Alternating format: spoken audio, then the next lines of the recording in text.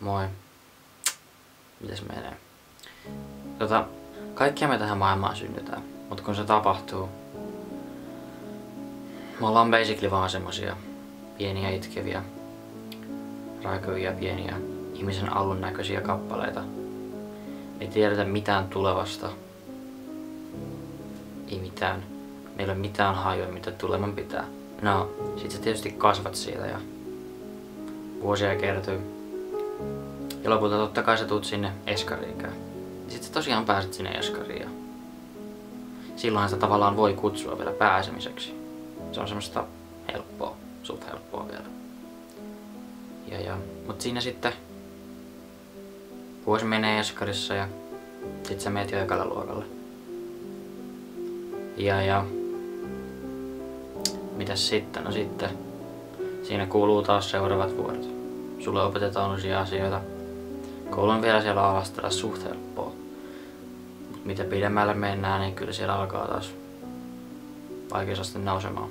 No sä pääset sinne 6. luokalle. Ja sit sekin alkaa olla lopuillaan jo. Ja siinä seuraavana syksynä sun sitten pitää mennä sinne yläasteelle. Kun koulut ne vaan täytyy käydä. Ja siellä sä et viimeistään alat tajumaan sen. Että oikeesti elämä ei ole pelkkää leikkiä. Ja siellä on samoja aineita, oppiaineita, mitä sulla oli alasteellakin jo, matikkaa ja joitain samoja kieliäkin. Ja sä huomaat myös sen, että ne alkaa olla vaikeampia. Ja sä alat tajuamaan ihan oikeesti. Sulta vaaditaan. Elämässä ei pärjää tosta vaan. Sun pitää osata asioita. Siellä tosiaan vaikenee kaikki. Sä opit niitä, sä ehkä et opi niin hyvin kuin kaikki muut. Tai et ehkä samalla nopeudella. Tai kuten minä, sä saatat joutua upotetulle luokalle. Joka on suuri helpotus sit sulle, jos sun oppikyky ei ole ihan sama mitä kaikilla muilla. No sit sä pääset sinne 9. luokalle.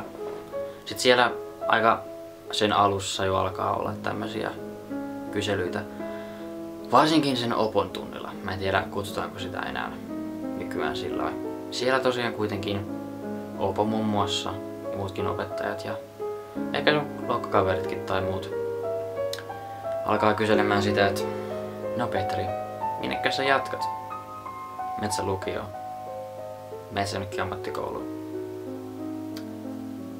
Sun pitäisi oikeesti tietää se, mitä sä haluat.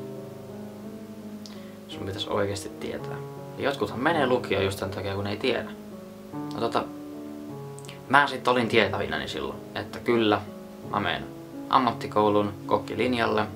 Sinne mä haen pääasiallisesti, sinne mä haluan. Sinne mä myös pääsin.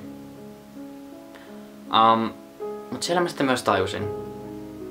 Se oli siinä 2. vuoden puolivälissä, ehkä lopulla. Mä en oikeesti tykkää tästä. Mut sitä se on. Sä oot siellä yläasteella, köksän tunneilla. Tai siellä ehkä ATK-tunneilla ja tällain. Se tuntuu mukavalta ja näin. Mutta sitten sä haet siihen alan koulutukseen. Ja onnekkaana myös mahdollisesti pääset sinne koulutukseen. Mut siellä sitten sä ehkä tajuat. Tää ei olekaan ihan pelkkää hauskuutta. Täällä pitää oikeasti tehdä. Ja tää ei ole pelkästään ehkä sitä mitä sä luulit. Kuten mun tapauksessa on sitä ruoanlaittoa. Ja siinä sisältyy niin paljon muutakin.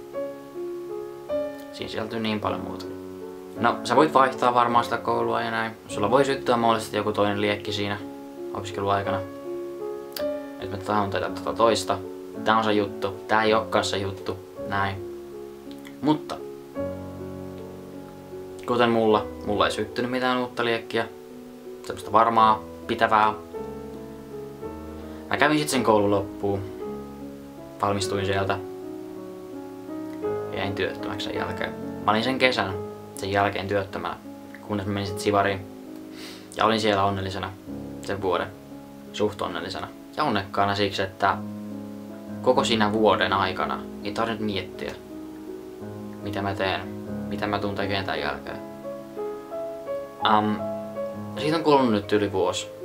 Ja mulla ei vieläkään ole ihan täysin selkeätä kuvaa, mitä mä teen, mitä mä tuun tekemään. Sä saatat ehkä jäädä sinne kotiin, sinne porukoiden luo. Vai muutatko sä ehkä kuitenkin omilles? ja jäät työttömäksi. Tai oot ehkä onnekassa, sä oot oikeesti löytänyt se homma, mitä sä teet. Sulla on koulutus. Saat päästä ehkä suhteilla töihin. Mitä jos et sä pääsekään? Tuleeko sulla masennusta? Nää on näitä juttuja, mitä tulee aina mietittyä. Mä ite henkilökohtaisesti. Mulla on kaikennäköisiä ajatuksia tästä asiasta. Näistä asioista ja mut sitten kun tässä nyt puhutaan musta, ajatuksena on minä. Siinä on tiedätkö se, että tarpeeksi kauan kun sä oot tekemät mitään, niin siinä alkaa tuntea itsensä sillain tietyllä tapaa niinkö mitättömäksi. Musta ei ole mihinkään, miksi mä olen edes olemassa. Siis kaikkia tämmöisiä ajatuksia. Sä voit valita masennukseen, myönnettäköön sitäkin on ollut. Ja tää nyt ollaan meille laitettu ja tällain. Ja mulla on pari suuntaa, mihin voisin lähteä etenee. Mut niin, siinä on kaikkea. Sä saat menettää jotkut tietyt tuet, mitä sä saat nyt, koska sä oot opiskelija silloin. Ja tällain. Mut lapset, nuoret.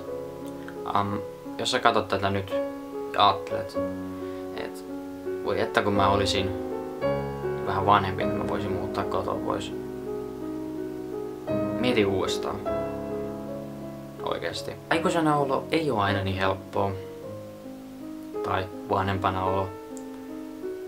Tämmöisenä nuorena parikymppisenäkin, kun mäkin nyt kotoa kuitenkin on muuttunut pois. Ja sulta odotetaan paljon. Mäkin tunnen silloin tällöin aina pientä pistoa siitä, että ihmiset odottaa multa kaikkea. Mun pitäis olla töissä, mun pitäis tienata. ETC. Se on. Mä en tiedä mitä sanoa.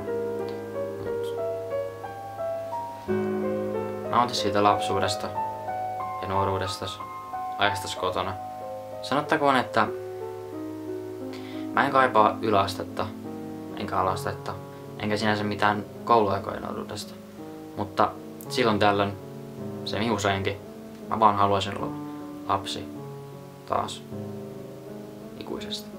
Joten nauti siitä ajasta, mitä sulla on siellä kotonas. Älä kiirehdi, sä kerkeät kyllä.